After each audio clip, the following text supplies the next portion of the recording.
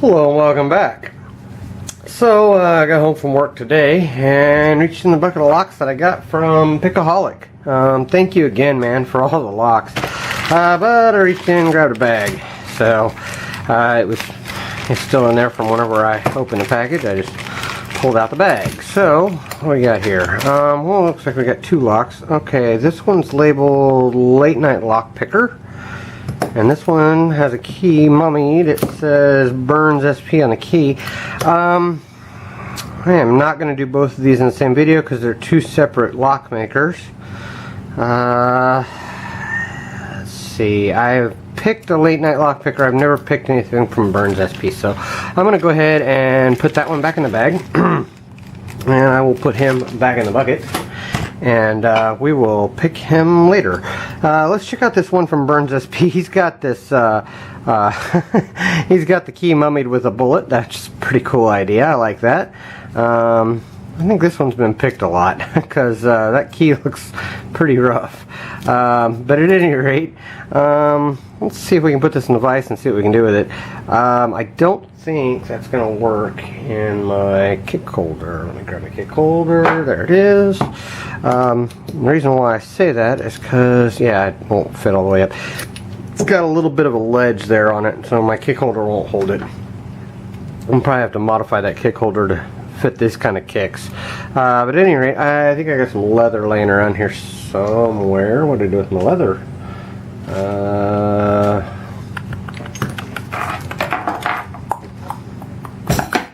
There it is. Okay. Alright, I got some leather. I will put this wrapped around and see. There we go. And we'll put this in the vise and see if we can get into it. Way to be prepared, right? Okay. I had to search for the leather, but that's alright. Let's see here. 50 thousandths pry bar should work in a Kwikset. What do I do with that? There it is. Okay. So I'll use my 50 thousandths pry bar in there, and I will use my gem. Okay. Yep. Okay. I'll do what I always do, start in the back of the lock and pull forward, search for binder. Okay, 4 is binding. 4 or 5. I think that was 5 actually. 2 is bound. Okay, give me a false set off of 2. 3 is giving me counter. Okay, I got a click off of him and set, but I'm still getting counter off of him. Got another click off of him. I think he's set now. Oh, I just touched 4 and it went pretty deep. Looking for counter. Okay, 3 is giving me counter again. Maybe. Okay, I got a click on him and he's set. Oh, I just touched 4 and went deep again. 2 is giving me counter. Lots of counter. Wow. Oh, and it's open. Alright. That felt like all spools. She is picked though. Let's see what Burns SP put in this lock. Let's see here. We'll get this gutted and see what we got. Okay, we got a mummied key, so and he's right there. Let's move my pick roll out of the way. And we'll set this all up in here. I'm gonna have to make a second pick roll for all the picks. Alright. Zoom you guys down that way. Get you guys all set up there. Okay, keys right there. She is still picked. Let's get that clip off the back. We'll see what we got. Thank you again, Pickaholic, for sending this to me. All the locks, man. I appreciate it. If you have not checked out Pickaholic's channel, make sure you go check him out. He's picking quite a few locks. Made some good trades with some guys. I think he's traded with Chris Aarons, who is absolutely amazing. Another awesome guy in our community. He's traded with Late Night Lock Picker, I believe. But yeah, he's done quite a few trades and gotten quite a few awesome locks. So go check him out. Yeah, Pickaholic his link will be in the description. And I don't know about Burns SP. I'm gonna have to look him up. I'm not sure that I have ever seen a channel by him. So if I can find his channel, I will I'll put a link to it as well. I always put a link to everybody's channels. That shim does not want to go in there. Let's try this really thin one. Get a thin shim in there. All I got to do is bridge a gap here. But I'm going to grab my hollow follower because it's a reduced diameter back there. See if I can push this through.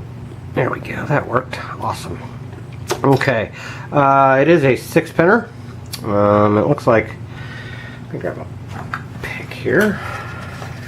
We'll see what we got. Yeah, all the key pins are in and working. So let's dump these pins and see what we got. We got a standard in 1, standard in 2, standard in 3, standard in 4, standard in 5, and standard in 6, which there's no threading or anything done in the core. That would explain why all I felt was foolish things. No real extra clicks out of it. Let's see what we got up top here. In the Bible, I keep it turned like that. Looks like in 1 we have looks like a commercial serrated pin and a steel spring popping its head out. Okay. That shim out of the way. In 2, looks like we have, we have a spool. And another pin coming out. Okay, that's a T-pin. So a T-pin and a spool. That's weird. And a